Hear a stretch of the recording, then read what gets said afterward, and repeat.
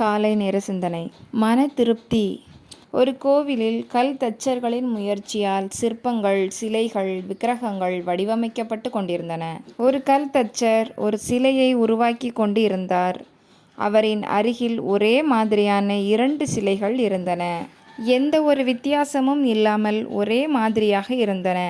அதை கண்ட வழிப்போக்கர் ஒருவர், "ஒரு விக்கிரகத்திற்கு 2 சிலைகளை உருவாக்குகிறீர்களா ஐயா?" என்றார். கல் தச்சர் சொன்னார், "எங்களுக்கு ஒரே ஒரு சிலையே போதுமானது. ஆனால் முதலில் செய்யப்பட்ட சிலையில் சேதம் ஏற்பட்டுள்ளது. அதனால் 2வது சிலையை உருவாக்குகிறேன்" என்றார். வழிப்போக்கர் நன்றாக 2 சிலைகளையும் உற்று கவனித்துவிட்டு சொன்னார், "எந்த சேதமும் எனது கண்ணுக்கு தெரியவில்லையே ஐயா." தனது வேலையில் கவனத்துடன் இருந்த கல்தச்சர் சொன்னார், "அந்த சிலையின் மூக்கின் அருகில் ஒரு சிறிய சேதம் உள்ளது" என்றார். "இந்த சிலையை எங்கே நிர்மாணிக்க இருக்கிறீர்கள்?" வழிப்போக்கர் கேட்டார். 50 அடி உயரத்தில் மேலே நிர்மாணிக்க இருக்கிறோம். 50 அடி உயரத்தில் இருக்கப் போகிற சிலையின் மூக்கு அருகில் இருக்கும் இந்த சிறிய சேதத்தை யாராவது கவனிக்கப் போகிறார்களா என்ன? என்று கேட்டார் வழிப்போக்கர். தனது வேலையை சற்று நிறுத்திவிட்டு வழிப்போக்கரிடம் புன்னகையுடன் கல்தச்சர் சொன்னார், "யார் கவனிக்கப் போகிறார்கள் என கேட்கிறீர்கள்?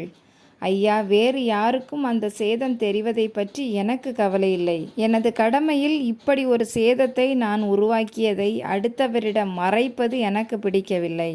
சேதம் சிறியதா பெரியதா என்பது பற்றி கவலையில்லை. செய்யும் தொழிலில் பிழை ஏற்படலாம். ஆனால் பிழையை மறைக்காமல் வெளிப்படையாக இருக்கவே விரும்புகிறேன்" என்றார் அந்த கல்தச்சர். ஆம் தோழர்களே, உயர்ந்த தரம் என்பது அடுத்தவரின் பார்வையில் இருந்து வரவேண்டியது இல்லை.